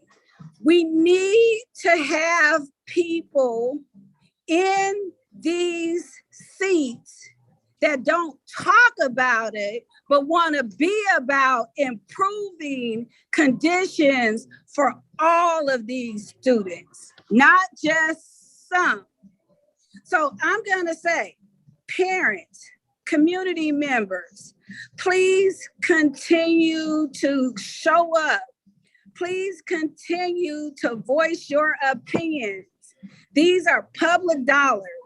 These are our children. And if we continue to shine the light on the injustice and the people who are causing this injustice, the arc of justice will bend. Thank you. Ms. Nguyen? I just have a couple of things. The Ellie County Teachers of the Year celebrated two of our teachers at a luncheon on the 24th of September. The Teacher of the Year for 2020 and 2021 was Mr. Timothy Green at Highland High School. And in the email that I had congratulated him and he responded, "It has been one of the greatest honors of my career to represent our district." That's the type of person Mr. Green is. And I believe it's my honor as well to have been able to work with him. The Antelope Valley Union High School District's 2021-22 Teacher of the Year, of course, is Mr. Marino. And I wanted to read a testimony from a parent whose child had Mr. Marino. Mr. Marino, through Mr. Marino and Skills USA, my daughter found her career path in computer science. And years later, got a job in software engineering. This is just what we all hope for, is that we're preparing our students for their future and giving them a sound educational environment. So thank you to both Mr. Marino and to Mr. Green. And I don't know how many people are aware that this week, McDonald's is celebrating teachers, administrators, and educators. I know some of you know that my daughter teaches high school in Anchorage, Alaska. And she calls every morning on her way to school. This morning she stopped at McDonald's because they're giving teachers and administrators a free breakfast. She said it was in the breakfast was included a note. I just want to briefly read it from McDonald's, and apparently this is all across the country. Our McDonald's here in the Antelope Valley is doing the same. The job of teaching, mentoring, and caring for our students is rewarding, but also challenging. And whether you're just getting started or have made impacting students' lives your life work, we want to make sure, I'm sorry, I have this very large print. We want to make sure the amazing job you're doing is celebrated. So for that, and all you do in and out of the classroom, please accept this thank you meal as a small token of our appreciation McDonald's owners and operators. And I just think that that's just a very nice gesture coming from a large organization saying thank you to our educators. And I also want to say thank you to Mr. Martinez. It's so nice having you on the board. And it's nice having Ms. Perrell. It feels good to almost have our entire board with us tonight. Thank you. Thank you, Ms. Nguyen. Ms. Rush. I'd like to also thank the Paul George Foundation for all that they've done, for our students. Congratulations to all the people that were recognized tonight. And thank you for continuing to work hard to make school safe and great environment for the kids. That's all I have. Thank you. Thank you. I too would like to congratulate our honorees this evening. We're very, very proud of you, Ms. Gonzalez and Mr. Moreno. We know that all of our employees are wonderful, so to pick two out that are representing all the rest of you, I think that's really exceptional. I'd like to congratulate Ms. Williams on making it through her first month and a half or whatever of as our new superintendent. And these are trying times all the way around, and you've done it beautifully. So we thank you. And just finally like to end one more time with our administrators, and I just thank you so much. It takes everybody to do this, and we know that you're really doing a difficult job right now with all of the we understand, we truly do, and we appreciate what you're doing, and we thank you so much for everything you do. Ms. Williams. Thank you. I too would like to extend my congratulations to both Helen Gonzalez and Leo Moreno, being named the district's employee and teacher of the year. The impact each of you makes in our organization from the business department to the classroom is greatly appreciated, and your recognition tonight is much deserved. I also like to take this opportunity to acknowledge all those individuals throughout the district who supported today's PSAT testing for all 10th and 11th grade students. Provided this opportunity for our students is central to our mission of ensuring all students are prepared for both college and career. Thank you to each of you who went above and beyond to ensure the success of this large endeavor. And lastly, before I close this evening, I wanted to share that last week, the district's Black Student Unions, in collaboration with the California Association of African American Superintendents and Administrators, hosted a college and career event at Eastside High School. A heartfelt thank you to Mr. Dunn and his team at Eastside High School, along with the advisors and students of the district's Black Student Union, for their efforts in providing this awesome event for high school students throughout the Antelope Valley. Thank you. Thank you very much. Moving forward, we are at the readout from our closed session. Board members present: Amanda Perrell, John Rush, Jill McGrady, Danita Nguyen. Member absent, Dr. Victoria Ruffin. Item A, conference. During closed session, the board held a conference with labor negotiator, Mr. Brett Neal, regarding the certificated bargaining unit, classified bargaining unit, and unrepresented, and the board took no action. On B, during closed session, the board considered a public employee discipline, dismissal, release, reassignment, non-reelect. The board took no action. Item C, administrative hearing panel. May I please have a motion to approve the administrative hearing panel recommendations for student expulsions and to order as presented the expulsion of 13 students. Need a motion, please? Motion. Ms. Burrell, thank you. A second? Second. Thank you, Ms. Penn. Do we have any discussion? Yeah, I wanted to have some discussion, Ms. McGrady. You know, I was talking to Ms. Williams about this earlier, and looking at, you know, predominantly our students who were up for expulsion were African American. And it's just, you know, alarming and disheartening about, you know, the ways in which our students are going about dealing with and trying to cope with discourse. I'm hopeful that the hiring of more social workers, the helper program that we approved tonight for mentorship, the district-wide BSU support, and having people step up to be advisors, these students have to have a different option. You know, I know some people on this board support the pipeline to prison, but these students are a reflection of me.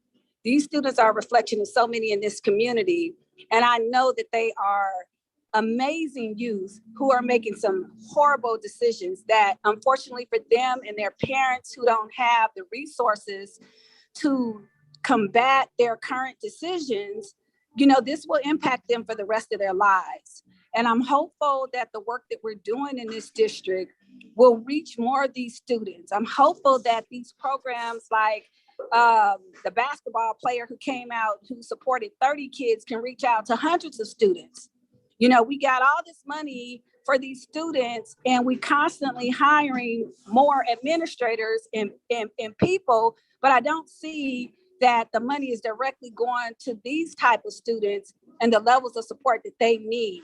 The reality of it is, if we didn't have these students in this district, if we lost 4,000 Black kids, a whole bunch of people in this district is going to lose their jobs. They won't have these comforts that they have. So I implore this community to open up, have some unconscious bias. Look at these students and the discipline and the policies that are sending our kids in this direction. They have to be redirected in some support. And I'm also asking parents, I'm open for listening sessions or whatever we need to do to create a village around these students, these teachers who need the support, these administrators that need the support.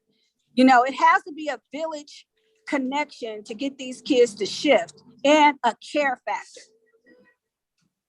Thank you. Any other comments or discussion? We'll call for the vote. And Ms. Martinez, I'm sorry you don't get to vote on this one. This is the first time we've done this since you've been on the board, but we're not excluding you, but we are. Ms. Perrell, how do you vote? Aye. Aye. Dr. Ruffin? No. Dr. Ruffin? No. Okay. Ms. Wynn? Aye. Aye. Mr. Rush? Yes. Yes. Ms. McGrady is a yes, so the item passes by a vote of 4-1. Item D, final compromise and release. During closed session, the board considered compromise and release agreement STS-22057. On a motion by John Rush, seconded by Amanda Perrell, the board approved the agreement with the following vote. Ms. Perrell, Ms. Wynn, Mr. Rush, and Ms. McGrady, and Dr. Ruffin was absent. So the item passes by a vote of 4-0. Item E, during closed session, the board received information from legal counsel on claim number 21-0914001, pending litigation pursuant to subdivision E3 of section 54956.9. On a motion by John Rush, seconded by Amanda Perrell, the board rejected the claim under the agreement on the following vote. Ms. Perrell, Ms. Wynn, Mr. Rush, Ms. McGrady all voted to approve. That was a 4-0, and Dr. Ruffin was absent. On item F, during closed session, the board considered case number BC7-16348, pending litigation pursuant to subdivision D1 of section 54956.9. The board took no action. Item G, during closed session, the board considered one case of anticipated litigation pursuant to paragraph 2 or 3 of subdivision D of government code section 54956.9. The board took no action. That concludes our closed session. May I have a motion to adjourn? Motion. Thank you, Ms. Perrell. A second? Second. Thank you, Mr. Rush. Any discussion? Yes, I wanted to also add, Ms. McGrady, for the record, I am here for the entire board meeting. I do not go into closed session because of the misogyny, the attacks, the verbal abuse that has happened in the past. That is why I am choosing to do my meetings not at the board, because of my mental health and my well-being. I will not be attacked. I will not be talked down to. I will not be treated as a child, and I will not be silenced because I don't agree with the majority on certain issues. So just for the record, I am here. I'm quite sure I have security out here with me that can show you every meeting. I'm here when it starts. I sit through when they're in closed session to protect myself from the violence. Just listen to the last board meeting and see that misogyny that was coming from board members.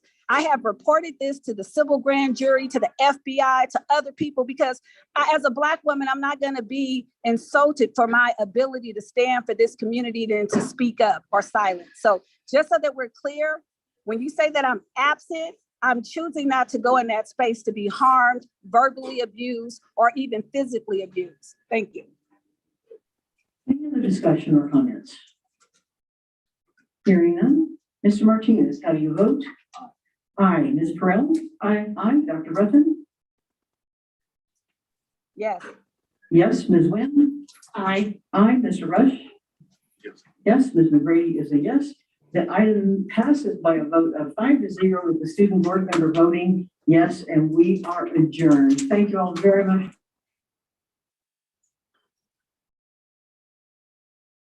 The